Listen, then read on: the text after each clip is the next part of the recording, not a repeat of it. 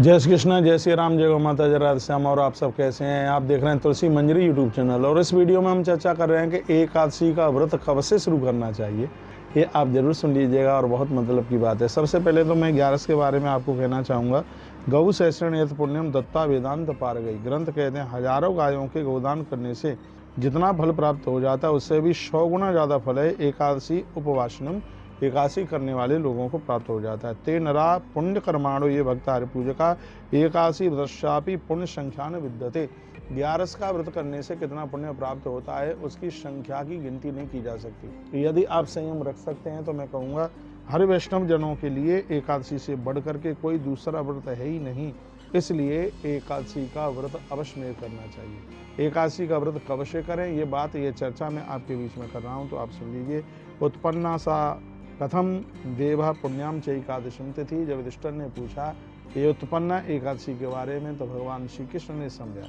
उन्होंने इसकी महिमा और इसका महात्म्य, एकादशी का विस्तार पूर्वक महात्म्य और यहीं तक नहीं 26 एकादशियों की कथा सुनाई। तो मैं इसमें आपको दो बात कहना चाहूँगा।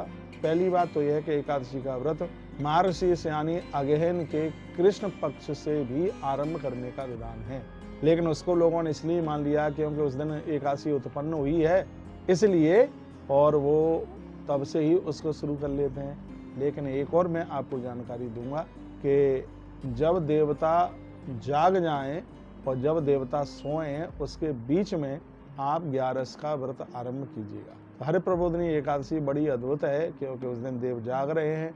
यदि आपसे बन जाए तो 12 तारीख को जो हरि प्रबोधिनी एकादशी है आप अपना व्रत आरंभ कर दीजिएगा, बहुत आनंद हो जाएगा। व्रत कितने समय तक करें?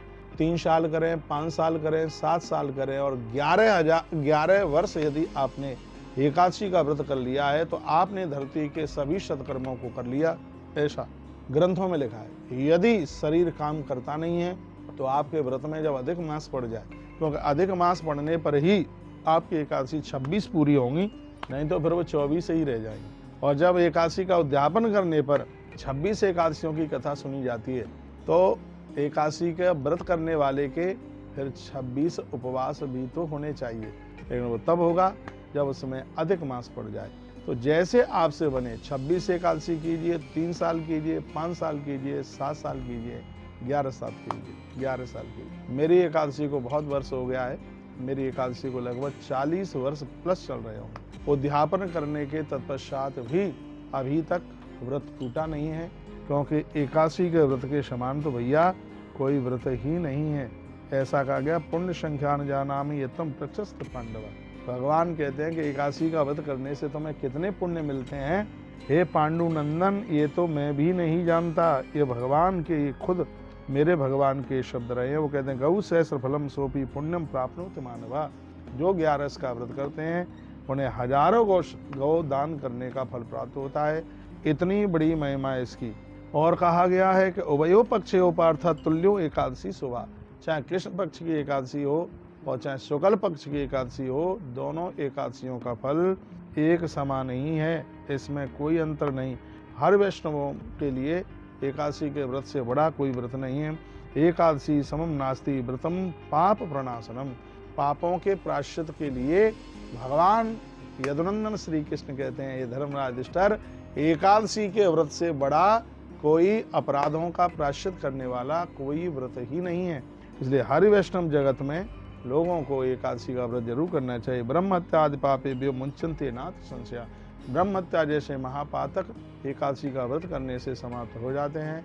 इस वीडियो में हम ये चर्चा कर रहे थे कि एकादशी का व्रत कब से किया जावे, तो उसको आप मार्गशीर्ष यानी अगहन के कृष्ण पक्ष की उत्पन्ना एकादशी से भी कर सकते हैं, और इस व्रत को आप कार्तिक शुक्ल पक्ष हरि प्रबोधिनी देव उठनी एकादशी से आरंभ कर सकते हैं। आप अपनी तैयारी कर लीजिएगा, अभी 3-4 दिन है एकादशी को आने में, तो आप 11 का व्रत कीजिए, आनंद हो जाएगा। इतना आनंद होगा कि तराजू ले करके उसको तौला नहीं जा सकता।